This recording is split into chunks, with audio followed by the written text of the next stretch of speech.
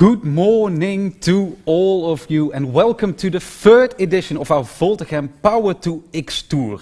And today we're going to talk about next generation water electrolysis, cost-effective hydrogen production enabled by high-tech innovations. Martijn, it's a really long title for a beautiful talk show. We already did 2 of these talk shows. What did you take away from the last one? Well, we actually indeed have had 2. So the first one was about system integration, so about employing renewable energy in the industry. I think for that one, it was really clear that we have to step up on renewable energy production and also look worldwide where to implement novel technologies and novel production facilities. The second one was about power to chemicals, producing fuels and chemicals from CO2. I think there we dived really into the technology, also the longer term developments and the need for collaboration between companies and knowledge institutes worldwide. And I think for this one, well, it's all about hydrogen. Yes, I'm looking forward to it. My name is Jerre, I will be your host, so I have to make sure that we stop on time and that we are on time. You are my co-host today, you're also the program director at VoltaChem, of course, so it means that you have to ask the smart questions to our guests, right? I will try. Okay, we will try. And today we are from the Energy and Health Campus in Petten, but we're really happy with Johnson Matthey, who were the supporting partner. We were actually planning on traveling to the UK for this, but we couldn't do so because of the COVID situation, of course. Great that you guys are joining us today. And at our table, we also have Peter Bouwman, Director of R&D at Schaeffler. And we have Arend de Groot, lead scientist at the Power-to-Hydrogen program at VoltaChem. And online, I'm really happy that he is with us, Peter Ellis, technical director of green hydrogen at Johnson Matthey, and we will talk to him soon, of course. So those are the guests. Why these guests? Because you had to select them.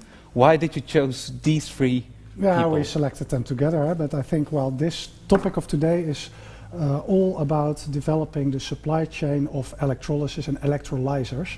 I think these companies and the persons around the table, also virtually, are leading persons in that domain. In developing technologies within their company, from their company, that enable actually hydrogen production, green hydrogen production at the scale that we really need. So that's, I think we're really glad that Peter and Pete are present in this. And you're already talking about the scale. I think that's one of the biggest things also in the news nowadays, right? Yeah, that's correct. I think, well, yesterday, for example, ArcelorMittal indicated that they will invest in their steel plant in Belgium, in DRI technology, so direct iron reduction using hydrogen. So, well, if such a big steel manufacturing facility will change to hydrogen, there will be a large demand. What we also see is that, for example, Europe is saying in the Fit for 55 package that they want to go to 50% hydrogen green. So of all the hydrogen going to be used and produced, 50% has to be green, and then we're talking really big numbers. We're not there yet. We're totally not there yet. So I think worldwide there's 4 gigawatts of hydrogen production at the moment green. It has to go to? Yeah, the biggest scale, for just to give a view on it, the biggest scale currently producing hydrogen, green hydrogen, is 20 megawatts. Oh, it's one facility. It's one facility. Total size 4 gigawatts, and we want to go in whole the world, and we want to go to 250 gigawatts in 2030. So 25,000 megawatt. Yeah. Yes. So that's 30 times what we have now worldwide. Okay. And that's really a big step. So. And it's only 9 years away. 8 years away. So that's and there's even after that, there's also an even larger step expected. So we really need to step up in developing and implementing the technologies in 9 years.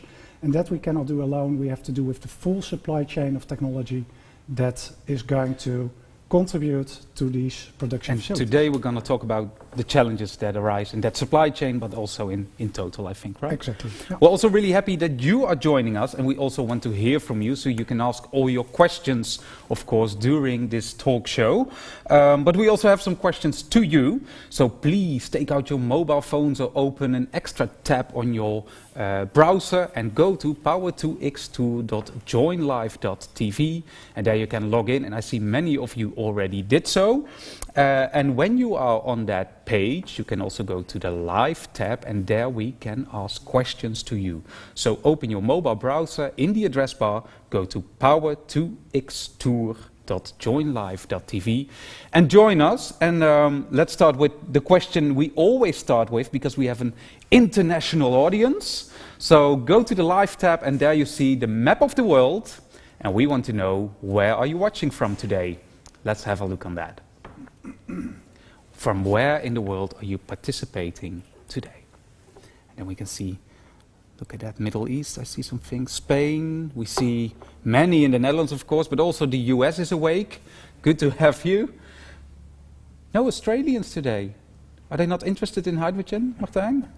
I think there's a lot of projects upcoming in Australia, so... But maybe it's too early in maybe. Australia. That might be the case. Let's do a second question, because we also want to know, of course, in what sector you are working, so we can tailor the talk show a little bit to your industry. So the energy sector, process industry, equipment supply and licenses, policy knowledge and industry organizations or other. It's a mixed audience again. That's good. Where's the biggest challenge in which sector for this topic, Martijn? In all of them, or? In the combination of these sectors. Probably. Right, so the first event we talked about availability of renewable energy, which is necessary for producing green hydrogen, especially in these amounts. But we also need the hardware, so the production facilities and the supply chain of technologies that we will talk about today. Okay. Yeah. Final question to our viewers at home. Is this the first time that you're joining the Power-2-X Tour, or have you been present at one of the previous ones? Yes, at both. At one of the talk shows, or no, this is my first. Oh, we have many new people, that's always good. But we also have some people that always were with us. So we have like 20% that still joined us. And if you already were with us, then you know that at the Q&A tab you can ask questions to our table guests. And let's introduce them a bit more extensive to all of you. And I think you brought something with you today. Arend, can I start with you? I already told everybody, of course, that you are the lead scientist at the Power-to-Hydrogen program at VoltaChem.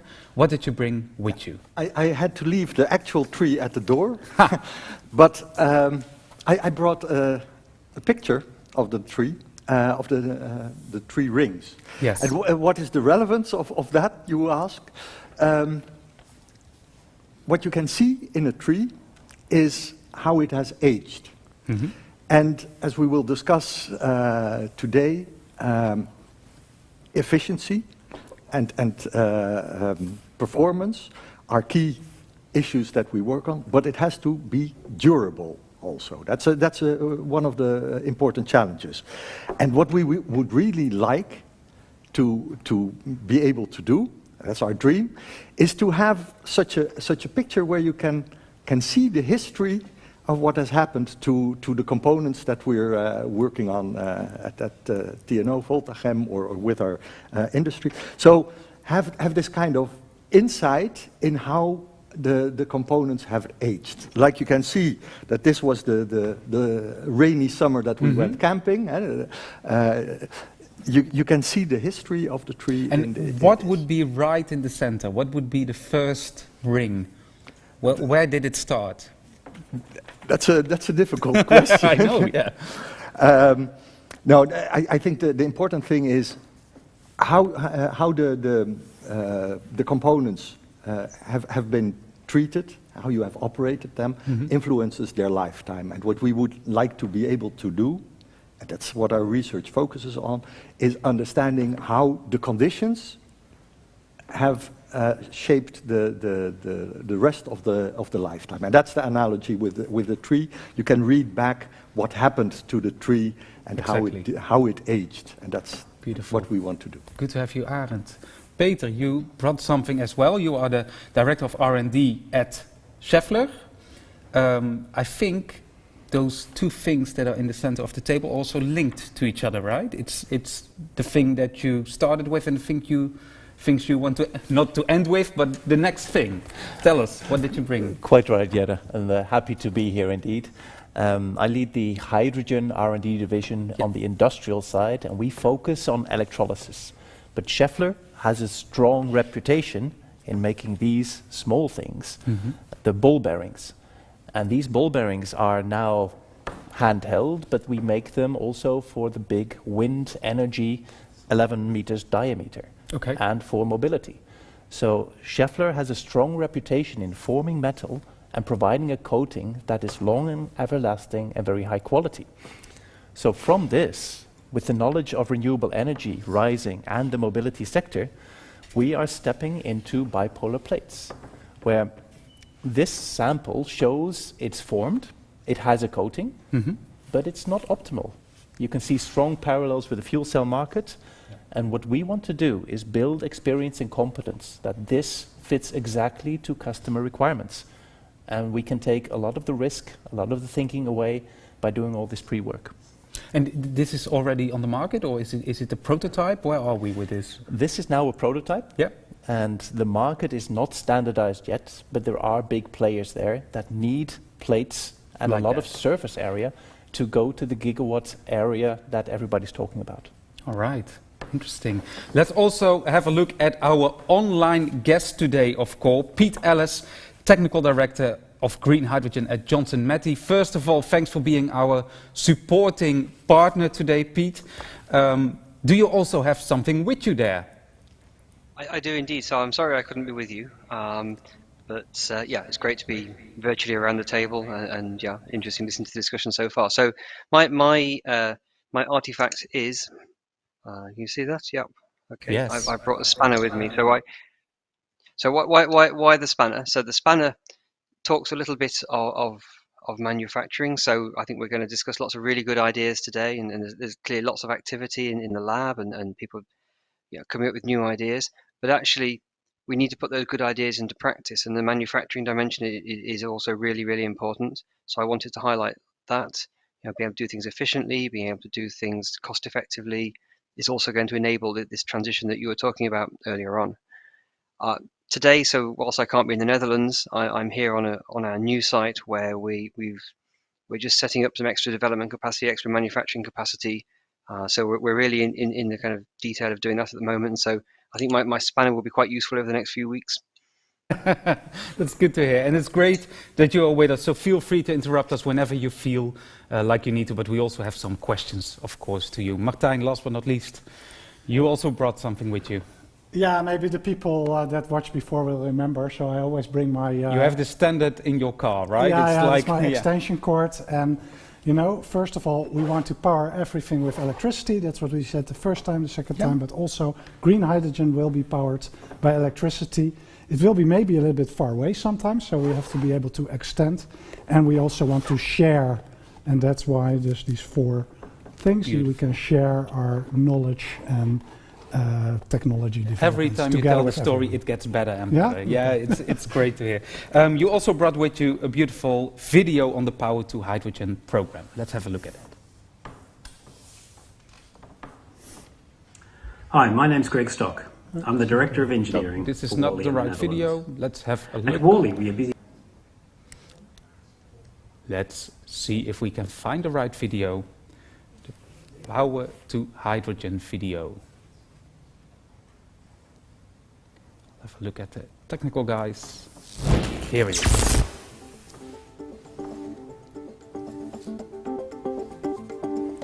Water electrolysis is becoming a fast-growing market that is expected to grow from 100 million to 5 billion euros in Northwest Europe alone. For technology suppliers and component manufacturers, huge international business opportunities lie ahead. The acceleration of renewable energy and the urgent need to decarbonize industry is massively increasing demand for green hydrogen. To meet this inevitable market growth, water electrolysis capacity must be industrialized and scaled up fast. But the current electrolyzers consist of a high number of rare materials and components delivered by a limited number of suppliers. It is facing a number of product development challenges, offering lots of opportunities for new technology suppliers to enter and extend this market. To meet the challenges, VoltaChem, together with industrial suppliers, is looking for innovative solutions to find the optimal trade-off between efficient electrolyzer systems, components designed for durability, and low-cost alternative materials. To facilitate this process, VoltaChem offers a visionary program, access to cross-sector communities, an interesting network of valuable chain parties, expert knowledge, and unique testing facilities, helping the industry to scale things up, shorten time to market, and strengthen the global competitiveness of the industry and that of its suppliers. Do you want to enter the fast-growing supply chain of water electrolyzers and claim your market share? Join the VoltaChem program and let us help you identify your business opportunities.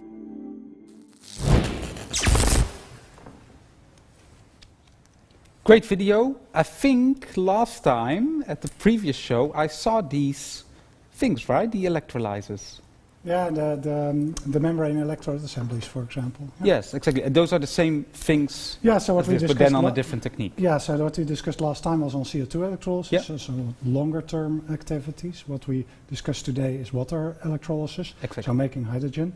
And the chemistry itself there is quite well known, but what we really talk about now is this rapid scale-up.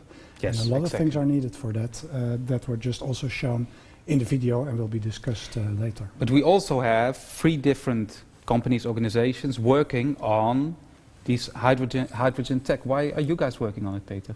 Well, we see that for the capacity people talk about, you need surface. Yeah. It's a 2D surface that converts the water into hydrogen. So we can make the plates very big, or you can stack them up as far as you need to go. Mm-hmm. It's all about tolerance, the right distribution of your elements across this surface. And Schaeffler thinks that our expertise in making stainless steel plates and the forming and the tolerance we can achieve is exactly what is needed to put enough electrolyzer capacity in the field. So to scale up. To scale up. This is needed to scale up. Yes. Arend, why is VoltaChem working on it? What we see is that scaling up requires a lot of investments and a lot of innovations, and part of those innovations come from the manufacturers of electrolysis equipment, but there's also a very strong need for innovation in the supply chain. So the components we're talking about today, and that is the basis for our program, to work together with suppliers to develop these novel components and really create that innovation in the supply chain. And that is the important thing for us. And that's the role that VoltaChem is playing. That is the role that we are playing, bringing together those companies, Yeah. doing our own development.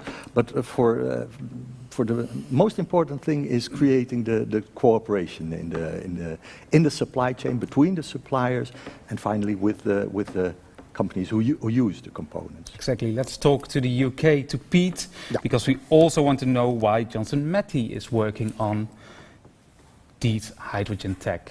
Pete. Okay, so Johnson Matthey has a long history of working with precious metals, of course, and certainly for PEM electrolyzers, platinum, iridium are going to be at the core of the technology for some long time. So yeah, Johnson Matthey, 200 years old, and all that time has been working on precious metals. So making them into things, whether it's materials for jewelry, whether it's catalysts. We make a third of the world's auto catalyst, the thing that sits on your exhaust pipe. Fuel cells, of course, very relevant to this area, as we've already discussed, and lots of other compounds, catalysts, anti-cancer drugs. So really, a really kind of deep expertise in precious metals. So that's chemistry, but it's also around the supply and the recycling, the reprocessing of precious metals as well. So that aspect, of course, maps on very nicely to electrolyzers, where I'm sure we'll touch on this later on, but precious metal supply is going to be important to understand and work with.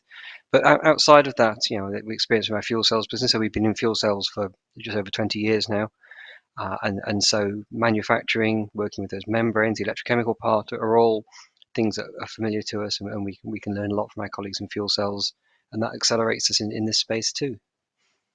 And I've heard that you aren't only working really, really hard on the hydrogen tech, but you've also worked really hard on a great video that you supplied to us last evening and that we're going to have a look at. Yeah, this is probably its premiere, so great. Sustainable energy is key to tackling the climate emergency and achieving net zero.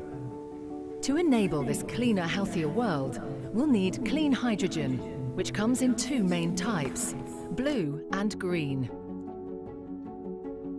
Green hydrogen is made by electrolysis, using power supplied by wind or solar to split water into hydrogen and oxygen without generating CO2 emissions. However, renewable energy can be a challenging power source to deal with due to its intermittency. But proton exchange membranes, or PEM electrolyzers, are engineered to overcome this. At the heart of every PEM electrolyzer is a catalyst-coated membrane, or CCM, which is responsible for the hydrogen reaction. They consist of precisely engineered layers of structured catalysts, typically platinum or iridium oxide. The catalysts are applied to solid membranes in a way which maximizes potential hydrogen production. Water flows into the CCM, where an iridium oxide catalyst uses electrical energy to break water molecules into oxygen, protons, and electrons. The protons then cross the membrane, and a platinum catalyst puts the protons and electrons together to form hydrogen. At Johnson Matthey, we design and manufacture high-performance CCMs at scale, building on our decades of experience in fuel cells, which use very similar technologies. But we don't just stop there. As the world's largest secondary refiner of platinum group metals, we're committed to the creation of an efficient recycling system to help unlock future capacity and support a sustainable energy transition. A cleaner, healthier world isn't a distant fantasy. Learn more at matthey.com/green-hydrogen.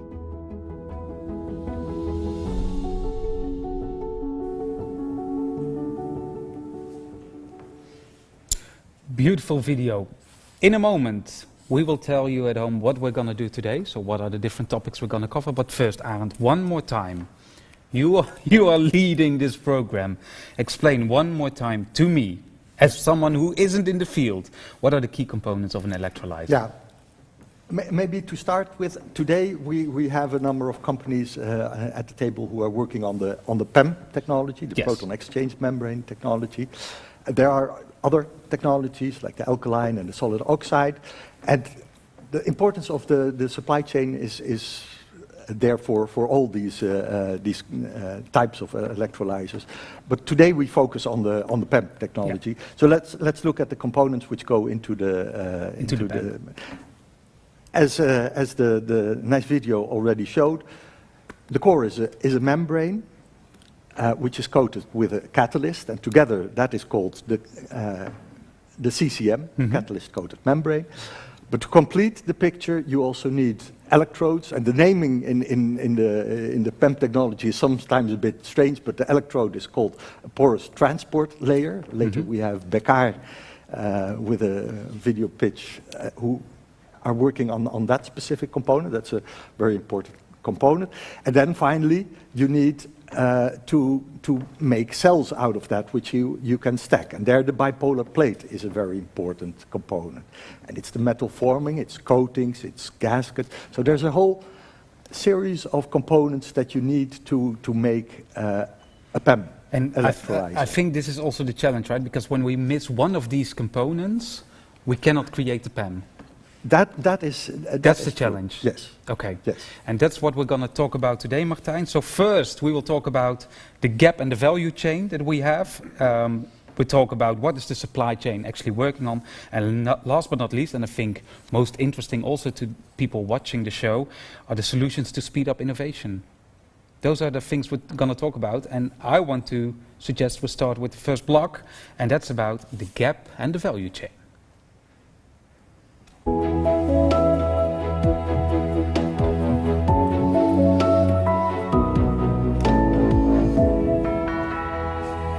Martijn, I want to start with you.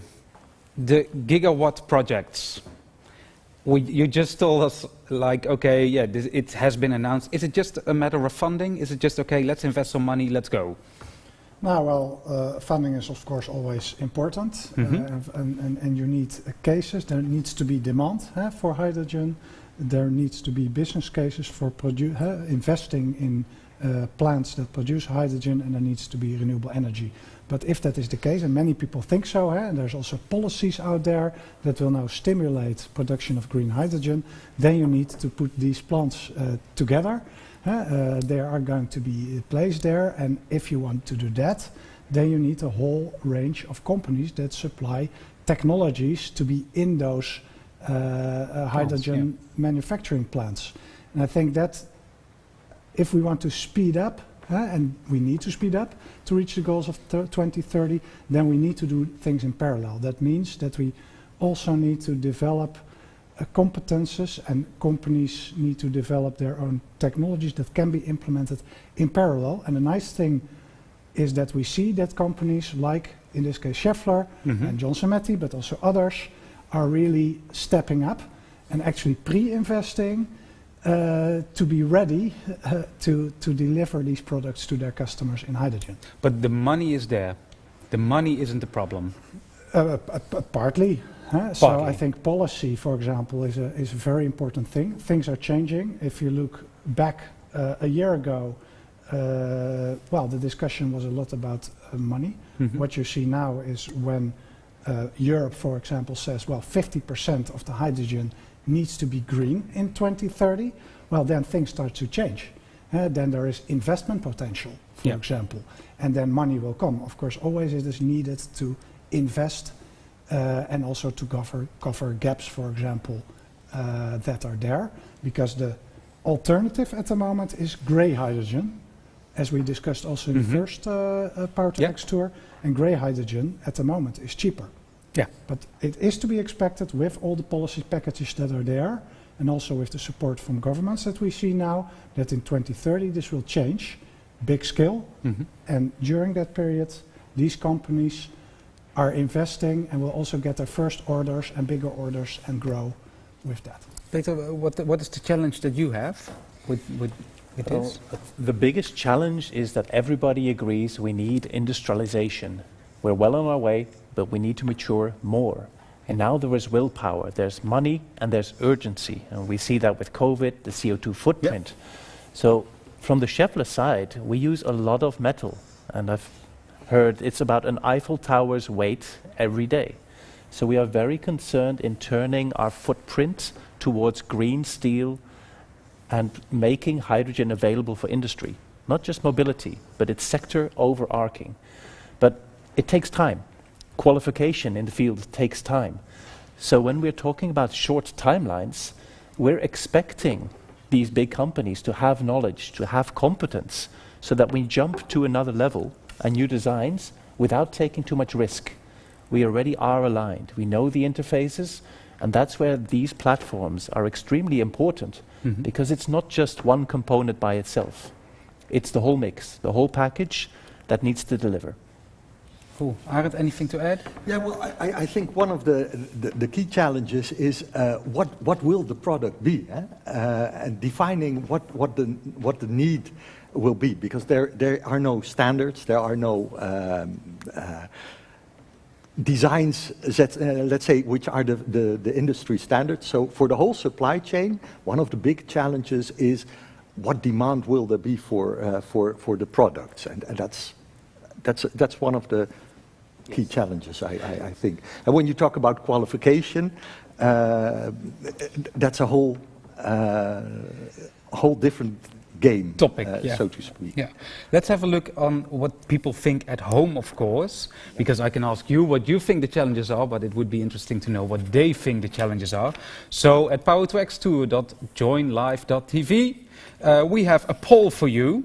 The large-scale gigawatt projects were announced, of course, last year, but also the upcoming time. What challenges do you see for electrolyzer technology? Let's have a look.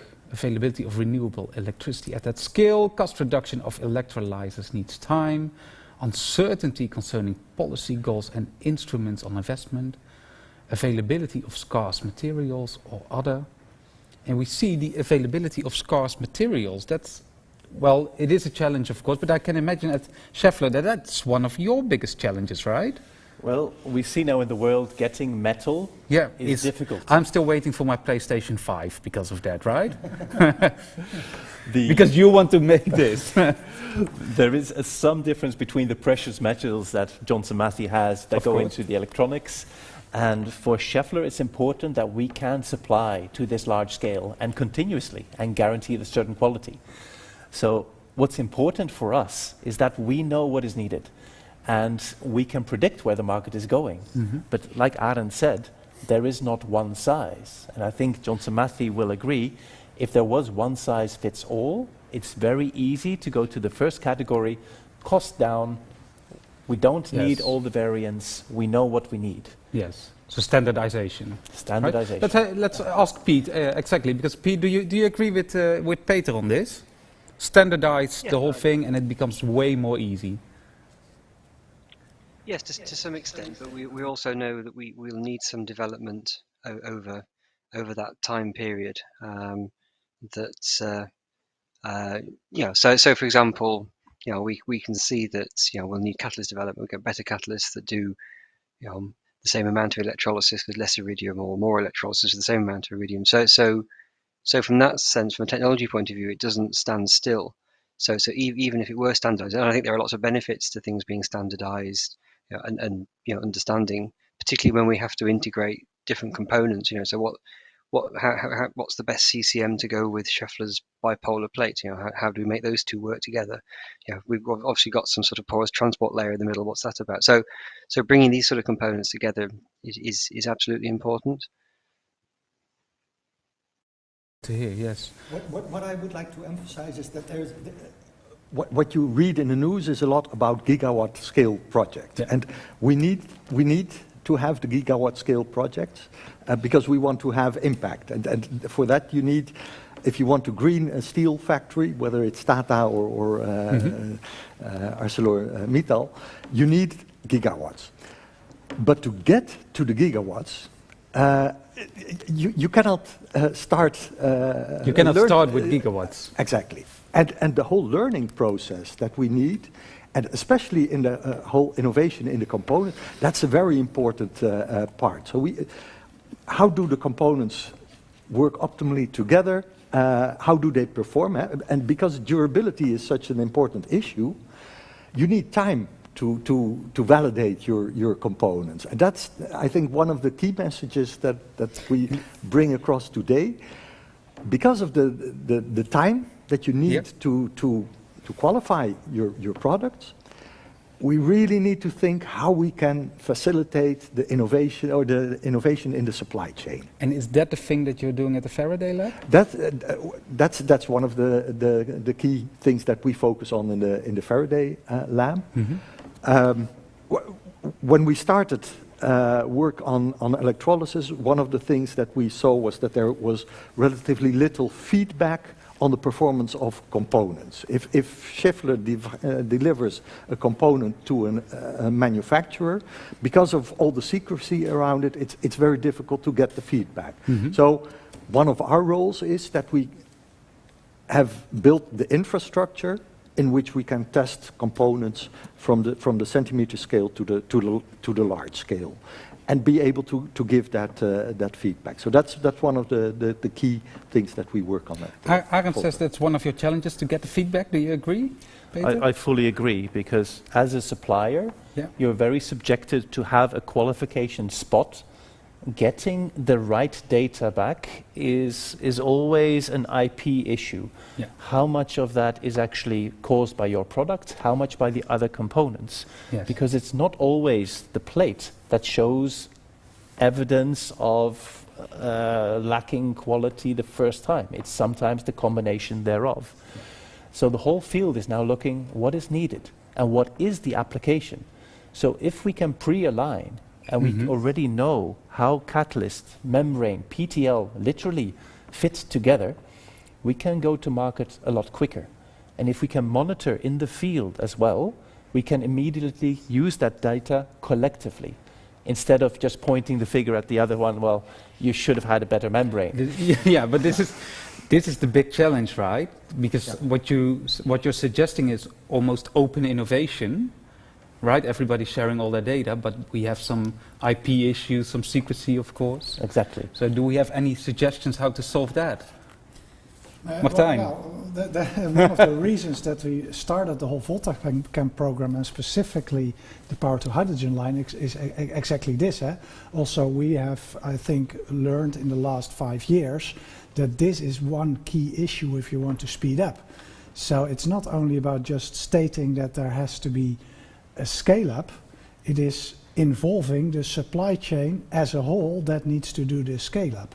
And I think what we, are doing, and that's also why we're setting up these flagship programs like the shared research program, is defining a part in the activities that we do together with partners that is more open, a shared research program, for example, and defining a part which is closed, because always there is, of course, confidentiality to be respected in certain parts, but not in all parts. So we do more bilateral work through the Faraday Lab in looking at durability, for example, very specifically, and at the same time we learn what the more general issues are that we work on together with others in this shared part of the power to hydrogen. That's where we can accelerate. Exactly, because the knowledge flows quicker, and the understanding will go quicker on all these interfaces. And I think that's really, if we want to meet these goals of 2030 and 2050, we have to do it like that.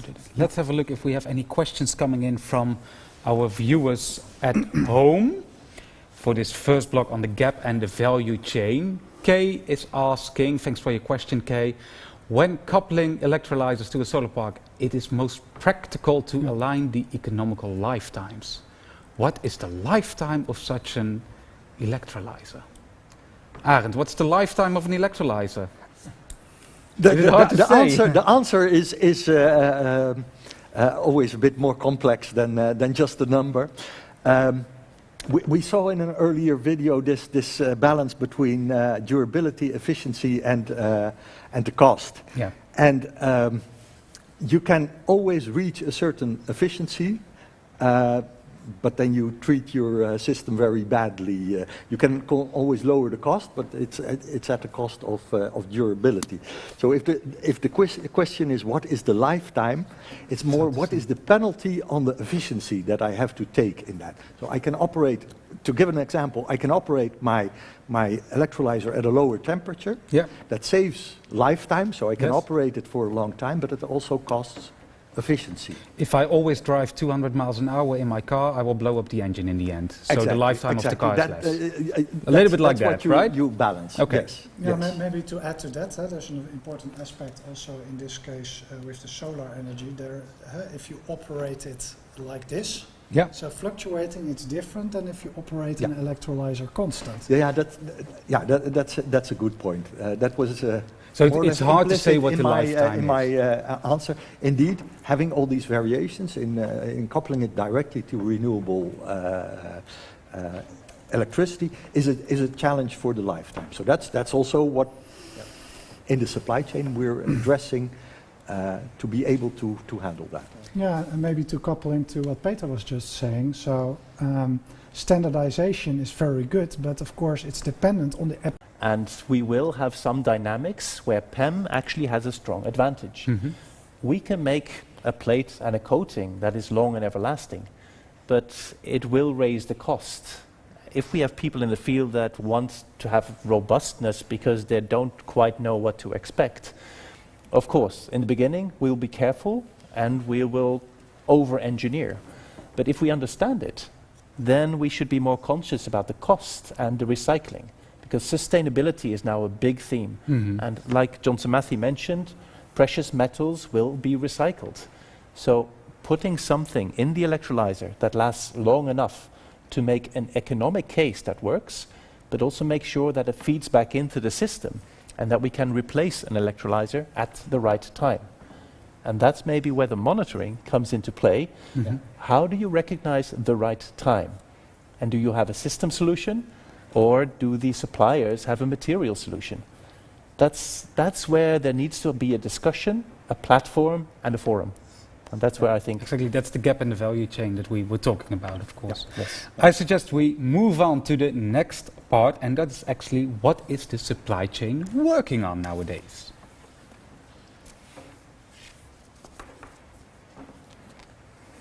Yes, what is the supply chain working on? And we already saw a little bit of the pitch of Worley by accident, but now we can listen to Greg Stock, of course, the Director of Engineering, who wants to take us on board on their journey at Worley.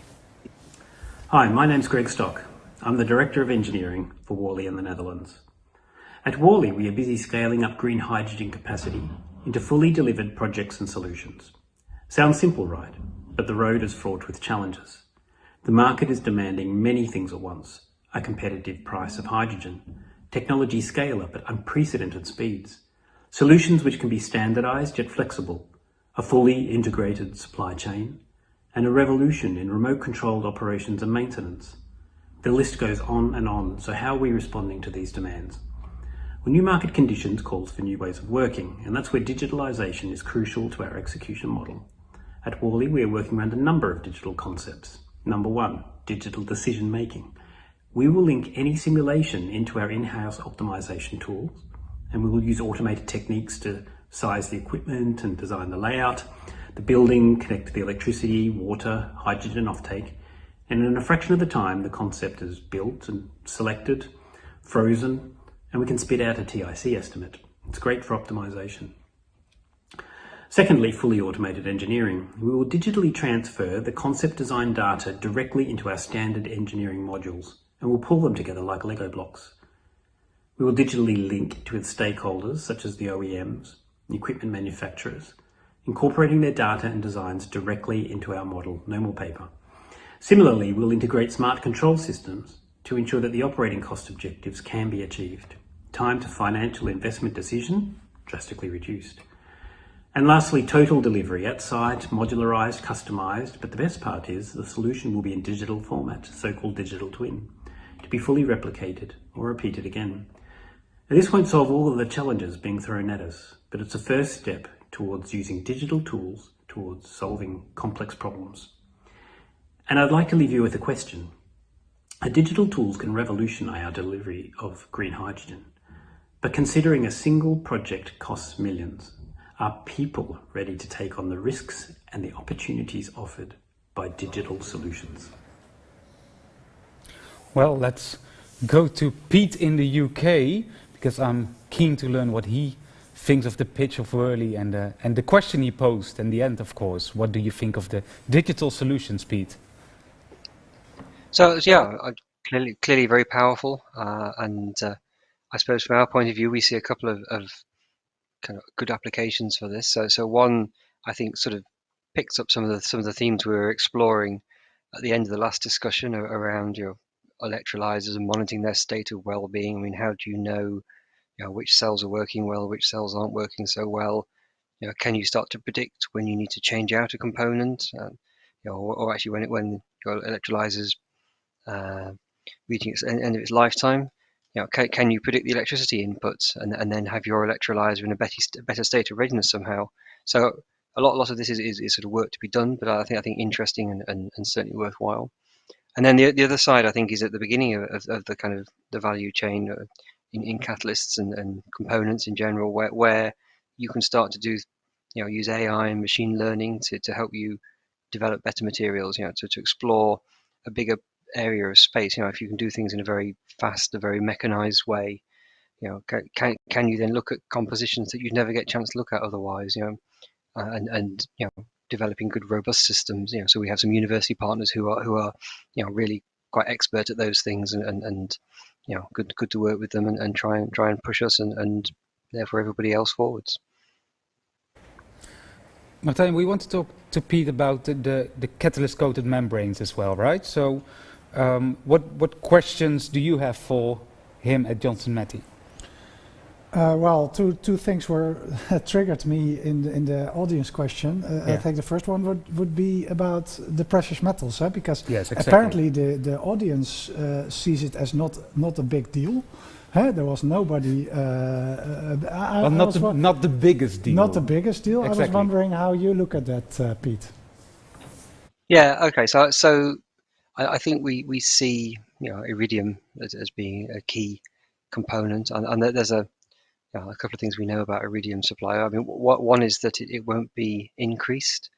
So iridium is produced as essentially as a byproduct of platinum mining, and so the supply will always be tied to platinum supply, regardless of what happens, to the scale of green hydrogen. So the incoming supply is finite, and apparently other people like using it for doing different things with, which seems slightly untrue. And so you're trying to find your way through this sort of supply and applications, and JM, we have good understanding of all of that. As a company, we put a lot of effort into that side of things. So we know that there's a certain amount of supply into the market. Today, the market's quite small, as we were saying earlier on, so plenty of supply, that's fine. But actually, the other part then is recycling, and so you think about your iridium, you make some catalysts, you make some coated catalyst membranes, you make some a stack, and out it goes into the field. And that iridium isn't lost, it's not used up or exhausted. It still exists. Physically the atoms are still there. So at the end of its life, it's quite easy. The electrolyzers are big and generally quite fixed, so you know where your iridium is geographically. You bring it back, you can reprocess it. The people in the supply chain can get the value back from the iridium, and we can send it around again. And hopefully in that time, the systems become more efficient. So actually, the amount of iridium you need to do a certain amount of electrolysis today, by the time the electrolyzer has been out in the field for 5 or 10 years, that same amount of iridium could then be used to do twice as much electrolysis or 5 times as much electrolysis. So you're enabling more and more electrolysis to be done both through your system development, all the different components getting better and more efficient, and I think, but also because you're then increasing the amount of iridium that's available, because you're bringing iridium back in, you're reprocessing it efficiently, you're not losing it in your reprocessing, and you're sending it back out again. And I guess there are precedents for this in other areas. So for example, auto catalysts have seen a really big reduction in the amount of precious metals that are used from the early ones, which were really quite heavy in precious metals, to today, where the precious metal content is very much reduced. Maybe the related question is, of course, because iridium is in the iridium oxide one of the catalysts in the catalyst coated membrane. So, but you have to optimize, like we saw with the picture in the movie from VoltaChem. So how do you look at this? How do you optimize the performance of the CCM? How do you do your trade-offs, and also how it interacts with the other components in the electrolyzer? It's quite a challenge, I would say. That's a really good question, Martijn, and like a lot of things we've talked about, are actually fairly multidimensional. But there's clearly a drive to use less iridium to do electrolysis with. We see that from other people in the supply chain, from customers. But you have to remember that your iridium oxide is doing some different jobs. So it's responsible for, like we said in our video, I guess, it's responsible for splitting water and making oxygen. It's responsible for getting those protons into the membrane and across the cell, and it's also responsible for producing the electrons that then go out, through into the bipolar plate and off around the circuit. So it's doing a job that's important, and so it's quite easy to say, oh yes, we're going to put in half the amount of iridium we used to, but actually, if that makes your electrolyzer system less efficient, is that the right trade-off to make? Or actually, I think a little bit like Peter said about the bipolar plate. Actually, how robust do you want this to be? Given that it's a lifetime is long, and we don't really know what's on the road ahead in great detail. Actually, do you want to build in some robustness to that system, and different people have different views on where they want to be, from really quite bullish to really quite conservative. But so I think it's not as not as simple as just, oh, we'll put less in it and we'll be all right. There's more to it than that. And I think a lot of the big progress will be enabled by materials chemistry, by making better catalysts that have the right properties. And you see there's a lot of activity in academia on that front at the moment, and that's great. And then it's translating some of that understanding as that understanding grows and new materials into products that we can then put into a CCM. But Peter, are you calling Pete to check this? Are you aligning with each other right now? I think because of our both shared history in hydrogen and fuel cells, there's a continuous alignment on every fair, every interaction, that people are pushing the boundaries. I think what is different now is that with the investment in production equipment, we can deliver a tight band in which we know what we are putting down. We don't have to have an extra margin to capture a maybe what if off-spec condition. So I think what Pete is saying, it's very important that we optimize. It's not a question remove the PGMs, the precious group metals completely. It's know where you put it and know it's coming back at some point, and you put enough to do the job. Because most of the customers, they don't want to know if it's iridium, it's platinum, or a hamster you put in there. They expect hydrogen. Yes. And this is something that Schaeffler has experienced with the ball bearings. It's in almost every car, but nobody needs to know, because exactly. It's working, it's already engineered exactly for the purpose. So the scale up, together with knowing what you need, and knowing what the right point it is to exchange or do maintenance. It's not something you put in the field and you forget about it. It will come back at some point, even for the recycling, for sustainability. But even the wind parks are being monitored. The solar cells are being monitored. And I think the digital side of things should not be ignored. That's yes, what Greg said, right? That's suggestions a powerful dimension that we should put into the design and the operation and use it as a tool. And for example, when I look at the plate, what's the digital tool you're using right now to get feedback on the plate, for example? Or is it the total wrong question? It's important, because what I've heard, everything is being digitalized, but electrolyzer systems have difficulty because the beating heart is not digitalized. Yes. So even with ball bearings, we see that it spins circles, but we are now putting sensors that monitor vibrations and test, okay, this has a problem, it needs lubrication or something else.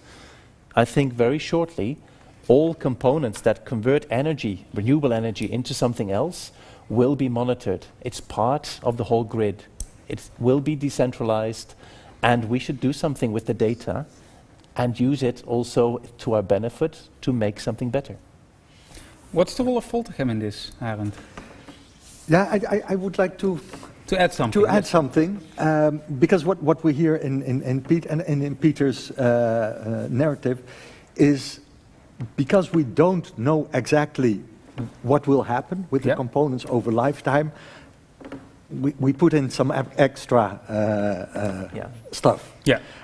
What you do with when you put on the washing machine, you know it's 1 cup, but you add a bit extra. A little bit extra. Yes. So you're sure that it's going to. That's what we're doing on a large scale in the electrolysis supply chain. Yeah. Because we don't know exactly how things behave over time, we just put in extra material. So one of the key things in cost reduction is making sure together we understand what will be happening. And the digital, I agree with Peter, is key in making sure we do that. And then to my question, what's the role of VoltaChem in this? An important role that we play is that we actually put together components of the different suppliers and test them together. That is one thing, so that we understand the interaction, because that's one important thing. The other thing that we are working on is something that is missing, and that is accelerated stress testing. What we want to have is components which have a lifetime of 40,000 hours or 80,000 hours. Testing in the lab is very expensive, and thousands of hours is really expensive. Really expensive, and doesn't tell you if it's 40,000 hours. So the key thing that we need to develop, and that's something for the community as a whole to develop, but we play an active role in that, is accelerated stress tests. So putting the components through stressful tests, and being able to say, okay, if it withstands this test with that degradation, then it will have that lifetime. Yeah, maybe added to that, because you see it already a little bit in discussion and also in the pitch. I think there's really a lot of untapped potential in the high-tech sector. I call Schaeffler a high-tech company, because they really do this very specifically. Same holds for Johnson Matthey, same holds for a lot of other players. What we've seen in the last couple of years are a lot of players from the tech sector were looking for value in this new field. But it was not clear yet. What you see now is, because of the policy and the big announcements, that it becomes clear that there will be a case. So many of these companies are now starting to really think about, okay, what is the specific thing that I can do to reduce the costs and increase the lifetime for these electrolyzers. So more and more you see coming. And what we try to do is, next to the technology that Arend was just explaining, to bring together those people, the leading companies that really want to make that step and think that they can contribute, and make them interact in like a shared research program or the individual projects to really accelerate. And sometimes it's really coming from unexpected sides, right? If 2 years ago you would have said, well, Schaeffler from the automotive industry will step into this field, you would say, but now suddenly we find out there's a lot of companies in different domains that have experience and expertise that can immediately be applied. Of course, you have to work together then, because you cannot do it alone.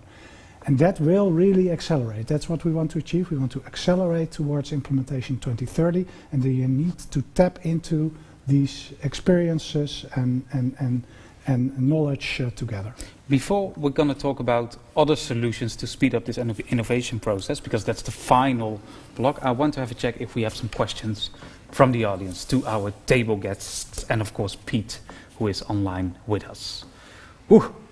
Can I get it a little bit bigger? Nicolas, thanks for your question. Which role does it play interdisciplinary research in the scaling of industrial systems? What is the potential need of combined electrochemical and mechanical research in industry? They seem like unrelated fields. Peter, you I would like to add to that. They come from completely different sides, but they literally meet in the middle. The stress points where mechanical load is greatest typically leads to the aging more rapidly than other areas. So naturally you want to have a design that's completely uniform, all sides equal and one degradation pattern. In practice that does not occur. And I've had many experience where you send your product to a customer and it comes back completely squashed. And it's okay, we sent the manual with it, but they needed some learning there is a maximum. And they find out the hard way. So if I supply my product into an envelope where I say it's already pre-matched with this package and we know it works, I can guarantee it's not just the chemistry, it's not the electricity flowing the right way, but it just fits. And most people appreciate things that work out of the box first time. So I think this is a key question, how there's many things that are needed to make it work efficiently, that people don't really see from just looking at a set of plates and a plastic membrane in the middle. So I would call it engineering as a whole. But I know from personal experience, people either like the chemistry, or they like the mechanical design and go into metal, or they like electricity and they want nothing to do with water. And this is exactly the field where everything comes together. Cool. Because it's interesting if you try to find people who understand the electronic side, the electrical supply, and the electrochemistry. Well, that's an empty cross section, so to speak. So that's also where the where two disciplines really need to come together. And don't forget the scale that was just mentioned by Worley. I think digitization indeed is very important because it can more easily cross scales. You have the biggest scale, which is a wind park coupled to a manufacturing facility making hydrogen, and you have the smallest scale, which is inside that piece of equipment on the plates, and they are related. So you need multidisciplinary people, you need all the approaches to bring them together. Yeah. We have been talking about what the supply chain is working on. Did we miss anything, Martijn? I think there's a lot of things. We missed a lot of things. Hours and hours, I think, going into the details. But I think the highlights were mentioned. So yeah, let's go to the next. And I think we already tipped some of the ideas we have to speed up innovation. I think most of it is collaborating, of course, working together, sharing data, digitization maybe, but we have some other things as well. So let's go to the final block, solutions to speed up innovation.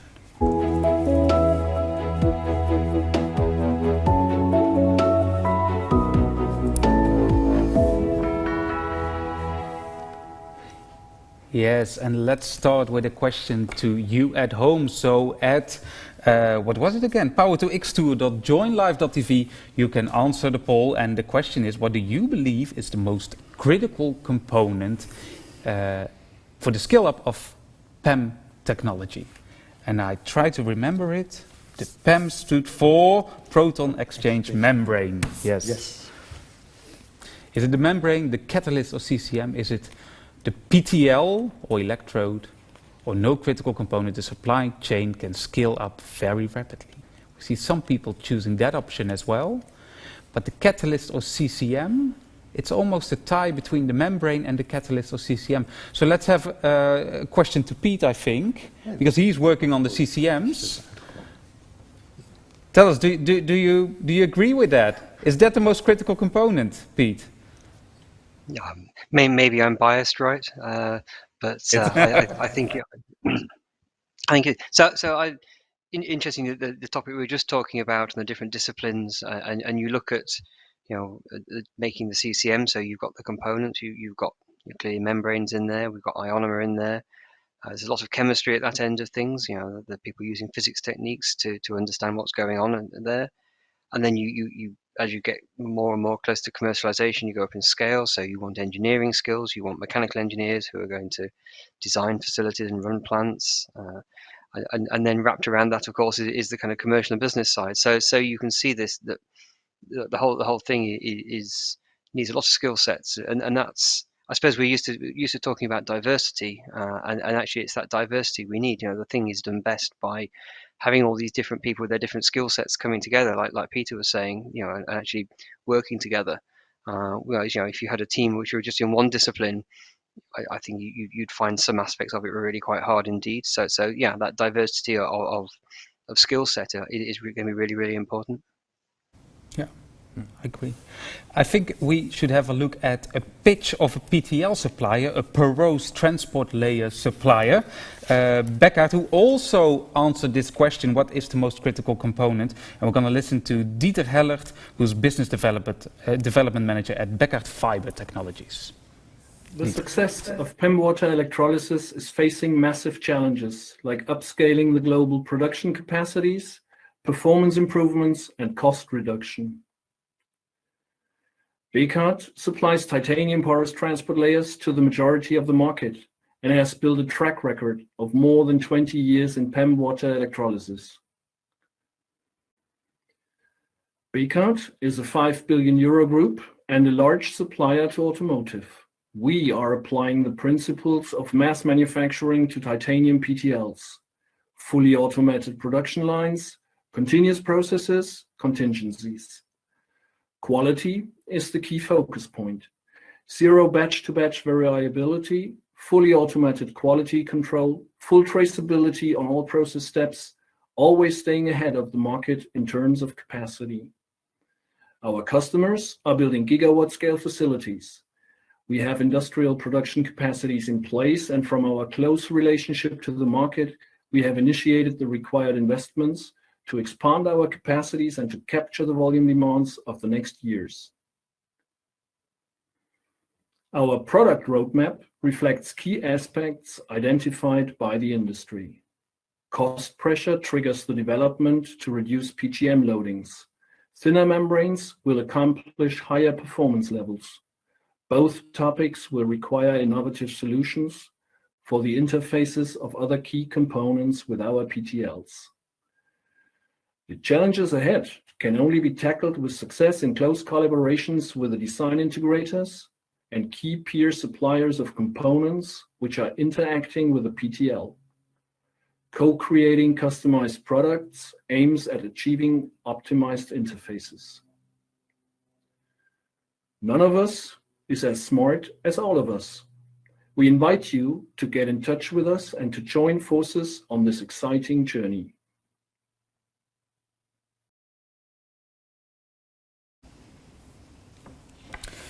Martijn, what do you take away from Bika's message from Dieter?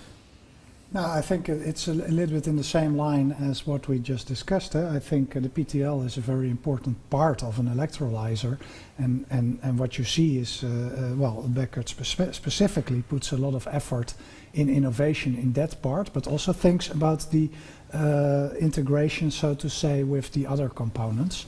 And what you see, the open invitation to always discuss with others from that supply chain to really make next steps.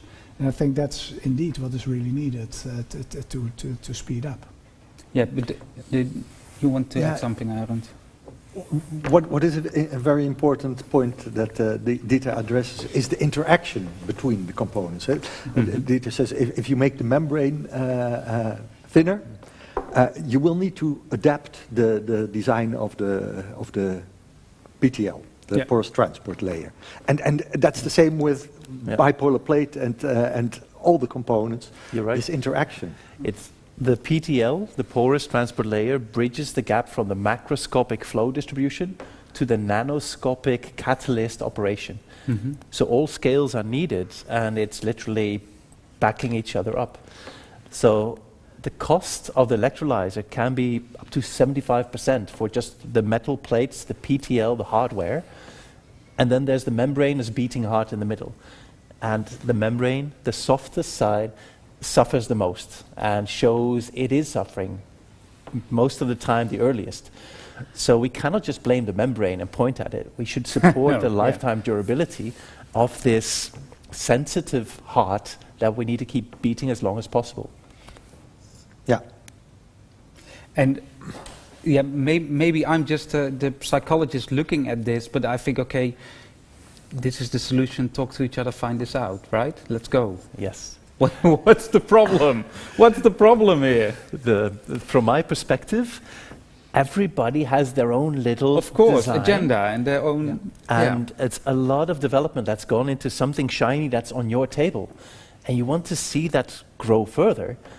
But if you develop your components separately, you cannot move further. We need to do it together. And the typical problem is, I don't know exactly what's happening on the other table, and I'm not allowed to ask direct questions because of IP or just lack of contact, or we're not speaking the same language. And if we have test results, we can move forward. The data does not lie, it's just interpretation. And that's where data gathering, testing, information, even the digital side is the basis. And then some clever people should just get together. But that's, like you know, not that's so the hard part, easy. but you're stressing the importance of co-creation, right? That's what you're doing. But I think, of course, it's a matter of getting smart people together, but it's also very complex. All those interactions. We should not underestimate the challenges that we have in really understanding what is happening on the nano level and how the macro level influences that. So, but it's a very important step that we start bringing those worlds together. But this is, I think, one of the bottlenecks maybe. There are others as well, right? There are other bottlenecks as well in the supply chain, for example. We're now only focusing on, communication, co-creation, and then we can develop faster, better, well, etc. one of the key challenges looking at the time that we have, because if we're talking about 2030 having gigawatt scale, that means that you order the factory in 2025 or 2026, 27. Anyway, we have a couple of years to be there. If you want to order a gigawatt factory, you want to have fully qualified products. Yes. And that means we really need to make sure that we have innovation cycles, that we have sufficient testing, not only in the lab, but also... Martijn told me before that you have great story on the challenges we actually face, and it was combined with the ink, right? Can you maybe it's Pete has it. It's Pete. Yeah. Oh, it's Pete. I thought it was Arend. Pete, I've learned that you have about scaling up. Scaling up. You have a great story about the ink that actually shows what the challenge is here. Can you share it with us? Yeah, of course. So this ticks a little bit into when we were talking about qualification and long time activities, and absolutely right. Qualification. You know, if you think you're going to your lifetime's going to be 5 years or 10 years, whatever it's going to be, then how do you demonstrate that to the satisfaction of your investors? You know, and you probably haven't got 5 or 10 years to do that demonstration, which talks to Arend's accelerated stress tests, and how do you know that the stress test that you're doing really relates to what the electrolyzer will see in the field, and that's a really complex thing to try and achieve. So that's absolutely one long-term thing. Another one, though, that we shouldn't overlook is the steps that you need to take in taking something from the lab through its kind of development phase and into manufacturing. So, I don't know, as a metaphor, I don't know, like I like making risotto. I like risotto, right? And so I can make risotto for my family. It goes in, it's 2 pans. It's fine. I can make a nice risotto. I have some people come around for dinner, and some who've not been much practiced it lately, but apparently you can have people come around for dinner, and now I want to make risotto for 20 people, so I get the biggest pan I've got, and I go at it, and of course things are all different, so it doesn't heat up quite as quickly as it might have done. It's much harder to stir. I've only got a certain, I have to get my big spanner out again to stir it with, and things like that. And so that's fine. And eventually, can I make a nice risotto? Probably I can, but now, if you go back to an ink, there's a lot of the same things are true. In a lab, you've got a lot of tools. You can make things work. You can make a nice product. Now, if I get that wrong when I'm trying to make a liter of ink, then that gets quite expensive, of course, because a liter of ink's got quite a lot of iridium in it. You can make expensive mistakes quite quickly, and so you need that standardization. You need to say my ink's going to contain this amount of solid, or it's going to contain this ratio of solvents, and it needs to integrate with your manufacturing. Safety is very important, of course. Something that you can handle at a small scale in a fume cupboard, can you still handle that on a plant? What environmental abatement do you need? So the thing gets quite complicated quite quickly. And so I think for all the components, really, I mean, clearly I'm familiar with what we do, but for all the components, there'll be equivalent journeys. What can we do? How do we take things through from the lab? And then, so I suppose thinking back to the conversation you were just having about the different layers and the different components bring together, I think Peter summed it up really, really nicely. But I suppose my point would be, we're not trying to aim for a single product. So the end goal here isn't an electrolyzer. Well done, you've made an electrolyzer, we're off. Will it be different if you want to use that electrolyzer and attach it to an ammonia plant, or will it be different if you want to use it for a hydrogen refueling system where the demands are very different? The ammonia plant will be a lot more like driving your car at 200 miles an hour, Jerry. We just want hydrogen. With lots of hydrogen, we want it all the time. Whereas your refueling system isn't like that. I think it'll be a lot more on and off, a lot more intermittent usage, and so demands will be different. So we're not trying to optimize for a single case. Actually, there are different cases, and the technology keeps moving. So we're trying to optimize something that's actually not standing still. Maybe to add to that, I think many people, so there's a lot of discussion about scale up of hydrogen, and it stops at the scale up of the hydrogen production facility. You multiply it and then it's big. Yeah. But I think what many people in these discussions forget is that there is this whole supply chain of component providers and subcomponent providers, etc., behind it, that also has to scale up in the same way as quickly as And possible. the same speed, yeah. And that's what you see here. So Johnson Matthey makes this ink with this iridium that is maybe for now, for a small system, very little. But if you want to go to those scales, it should be very big. So they also need to standardize their production process, have quality control, invest in production plants for that. In this case, for the catalyst-coated membranes, for example, the production of those inks. Well, the same holds for you. So all these suppliers need to scale at the same pace as the OEMer that will deliver the electrolyzer as the one that will build the plant. And that parallel scale up, that's one of the, and the time that is short, that is one of the biggest challenges, because normally you just start interacting with each other, you get to know each other, it takes time, maybe a first project, etc. But we don't have that time to scale to the 250 gigawatts in 2030. And what's the solution for that? Because it's hard, right? It is hard, and to comment on the size, yes, there's a lot of variety, and I took this plate with me because it fits in my bag. We have one as big as this table, of course, which we made for big opportunities. But even that one was designed so that one human being can carry it and place it, which is not really a technical reason from the field. It's more practical. Can you put it on top of each other? So we need to see what the real application needs. And the change now is there's political will, there's money, and we can scale big because we are talking gigawatts. It's not the limitation of just one lighthouse project, which we watch, and then it fades away for the next small thing. This really calls for the standardization. Exactly. So we need to address the system. We need to address the customers that need the hydrogen and when they want it. And Pete, as you mentioned, is that intermittently, when the wind blows or when the sun shines, or is it an industrial factory that operates 24/7 and cannot afford any single moment standing still? So its size, its redundancy, and a business case that people are willing to step into. But I feel in this time we don't have excuses. Now is the time to go forward, and the big boys are getting into the game. They just need a recipe to make. But what is needed to standardize it? I think in hindsight, it's obvious, where even cell phones, computers, laptops have standardized on something. It's typically where it works and where it works economically. And people have gained experience enough that they're willing to invest in machinery that makes just that. Yeah. And if we look at other parts of the world, if you invest in a part of machinery that makes it cheap, it's another jump into a direction. And if it works, we continue in that path forward. But looking at even a mature product like a ball bearing, there's a lot of variability in the end products, but they're very much standardized. They're mature, and we can supply to any amount needed.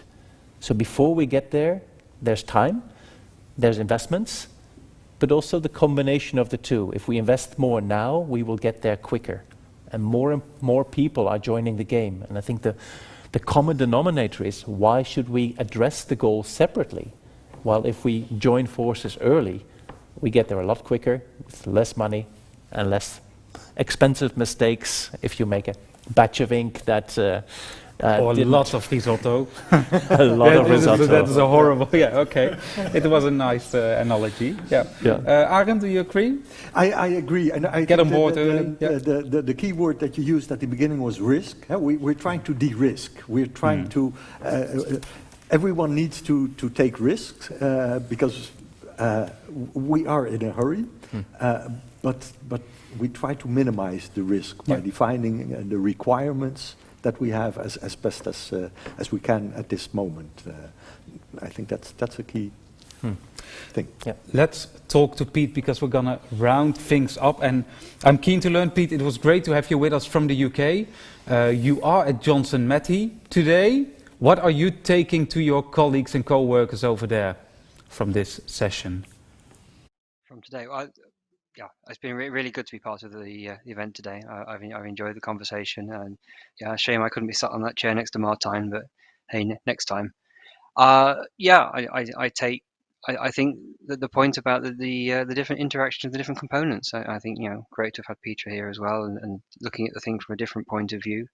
In our product, we spend a lot of time worrying about the interaction between our layer with the catalyst in and the membrane part, and we optimize that, and that's one of the things we can do to make a really good product. But then, of course, the other layers, aren't really in our control. So I take absolutely that point about working together and interaction and things.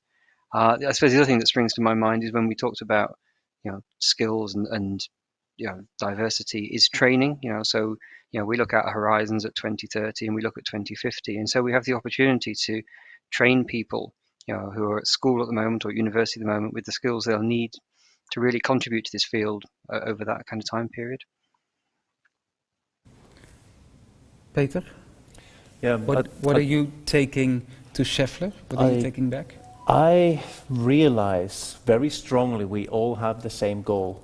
We have the same urgency. We need to look at our footprint, and I'm taking to Schaeffler that I found a way how to do this. Another channel that accelerates, that de-risks, and Schaeffler is investing in competence, in machineries, in opportunity. But if we align, it goes a lot quicker. And if we can add the functionality that the next table I put my product on can just put their things on top without any issues, yes, it would make it so much simpler. It would be great if we have the next show. It's November 18th. I hope we can make it, that we just put it together, it's standardized and it works. That would be great, right? If that would be the goal, that would be really nice. Ambition is good. The ambition is good. The ambition is we good. will certainly make the plate for the risotto. That okay. Maybe we can make a risotto then. That works as well. Before I come to Arend and Martijn for your key takeaways, I want to have a look at my team if we have some questions coming from our viewers today, because the final word is always to you. Willem, what is your opinion about collaboration between the various PEM electrolyzer manufacturers? I think this collaboration is needed to make the scale-up a success. So there are many more, of course, manufacturers. Should they align with each other? Technically, yes. And they're not that different. They just come from different parts of experience. They have core competences which they pride as most unique selling points. In the end, it comes back to how much can you provide hydrogen, for what cost, for what effort, for what footprint. So all of these parties are also quietly standardizing towards one another because the market's demand is the same. So it will happen. It will happen more quickly if they talk to the VoltaChem program. That's some nice commercial to you. You're really happy with that, I think. Why will it work more quickly when they talk to you guys? Because you have the information, the data. Yeah, we try to facilitate this collaboration. On the other hand, that's also what we have to acknowledge, is there is competition, right? Of course, I mean, that's how things also improve and accelerate, because people want to outcompete each other. So there is different players in the market on PEM electrolysis. There's also different players that work on alternative technologies, and in the end it's about may the best win in that field. And what we try to do is bring them together, especially along the value chain, and really facilitate that, try to work also with the best to really accelerate towards that goal.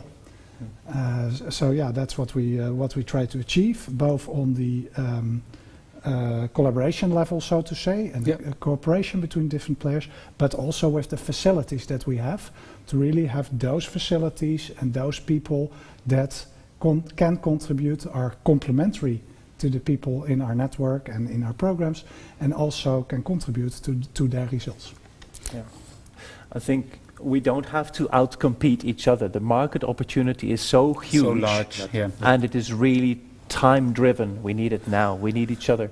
And once we realize that, there's much more openness and willingness to collaborate. Cool key message. Do we have one more question? Let's have a look. Final question of today is asked by Stefan, who wrote a little book here. Recent alkaline versus PEM bring electrolyzer technologies may have the claim value of PEM regarding smaller footprint. Which of you the potential market share PEM could achieve? This is something for Peter? It is right. There are competing technologies. Yes. But there's also different business situations where one makes more sense than the other. Alkaline has higher maturity, but it doesn't do dynamic very well. So when you have an integrated system, you don't need to choose one or the other. It just is what makes more sense in this situation. And what we see is that the PEM technology has still a cost down ahead of it. So this maturity will get up to the scale of alkaline, and then the customer chooses. It's simple as that. It's up to the customer. In the end, it's up to the customer. You agree? I totally agree. And you know, from the VoltaChem perspective, as we also said in the first event, we look also at the different technologies. So we also work on solid oxide electrolysis. We also look at alkaline. It depends on the competences and the collaborations that you have, which direction you will go. And indeed, the market space is big enough. I totally agree. There's so much needed, and there is different application areas to be foreseen in the market. That's also what we discussed earlier. And these different companies will have technologies that have different characteristics. So, and then you find out which technology fits which market. And then you go to the 250 or even bigger scale. And that's where we need to go in the end, at 2030. So the time is limited, lots of work to do, but I think we had a great discussion on different topics. I want to round things up. We've heard from you, Peter, what you take home to Schaeffler, of course. We've heard from Pete what he's taking to Johnson Matthey. Once again, Pete, thanks for being the supporting partner of this great event. What we've been doing, we've been looking at the gap in the value chain, what the supply chain is working on, and in the end, the solutions to speed up innovation. Arend and Martijn, the final question is to you, both of you. What is your main takeaway of today? Arend. Basically what you said. Why are you talking? Just start putting it together. I mean, we were talking earlier, 2030 is also when I reach the official retirement age. And then suddenly it sounds very, very close. So it would be very nice if indeed we have the 40 gigawatt rolling there. But there is urgency. We really need to do things in the coming years. Yes. The coming 5 years are critical to achieve that. And there's the drive, there's the urgency, there's the investments. Let's start putting the components together and see how we can de-risk the whole business. Martijn, anything to add? Yeah, I think also in the preparation towards this event, I think I learned really that there is a lot of capabilities and skills already there in the market at current players. We see it with Johnson Matthey, we see it with Schaeffler, we see it with others, and I think it even, you know, we have the challenge to connect these people, to bring them together, and also to add value and accelerate there. And then we can make it. So really find out the parties that have skills and can also contribute to this domain from that skill set. We're looking forward to it. Ladies and gentlemen, thank you for joining us this morning. Next time at November 18th, we have the Power-2-X Tour on upcoming technologies on plasma. It sounded to me like we're doing sci-fi, or you know, it sounded really high-tech new stuff. And then we will be coming from the Brightlands Chemelot campus in Sittard-Geleen, who will be open that day, right? It's a day of joy. Yeah, that's correct. A new plasma lab will be opened. It's an upcoming technology, yes. New technology. Today we talked about technology that's actually around for a long time that really need to scale up rapidly. And this plasma is the upcoming kit on the block. We will open a new lab from the TNO side together with our partners in Brightside, and we'll discuss all the opportunities that plasma will bring in electrification. We're looking forward to that. You can sign up now at voltachem.com/P2X of the Power-2-X Tour. Thanks one more time to our guests, Peter and Pete, of course, Arend and Martijn. I hope you enjoyed this morning, and I wish you a very pleasant afternoon. Bye-bye.